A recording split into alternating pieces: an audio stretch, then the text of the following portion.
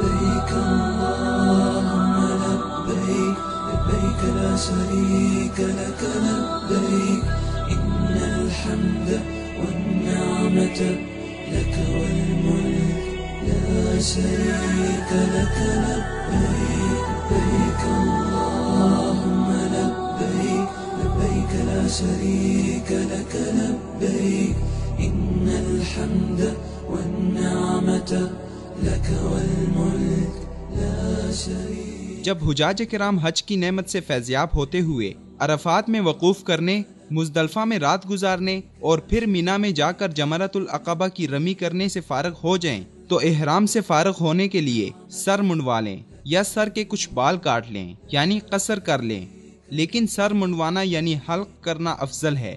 حضرت ابو ہریرہ رضی اللہ عنہ سے روایت ہے کہ رسول اللہ صلی اللہ علیہ وسلم نے فرمایا، اے اللہ حلق کرنے والوں کی مغفرت فرما۔ تو صحابہ کرام نے عرض کیا، اے اللہ کے رسول قصر کرنے والوں کے لیے بھی؟ پھر صلی اللہ علیہ وسلم نے فرمایا، اے اللہ حلق کرنے والوں کی مغفرت فرما۔ پھر صحابہ کرام نے عرض کیا کہ اے اللہ کے رسول قصر کرنے والوں کے لیے بھی؟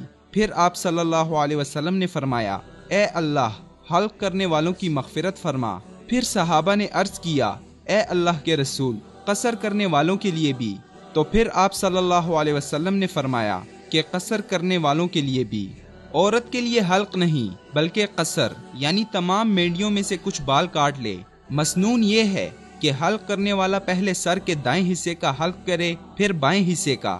حضرت انس بن مالک رضی اللہ عنہ کی حدیث کی وجہ سے کہ رسول اللہ صلی اللہ علیہ وسلم جمرات کے مقام پر آئے اور کنکریاں ماری، پھر اپنی جگہ تشریف لائے اور جانور کو قربان کیا، پھر بال کاٹنے والے سے کہا کہ بال کاٹو، اور آپ صلی اللہ علیہ وسلم نے پہلے سر کے دائیں طرف اور پھر بائیں طرف اشارہ کیا۔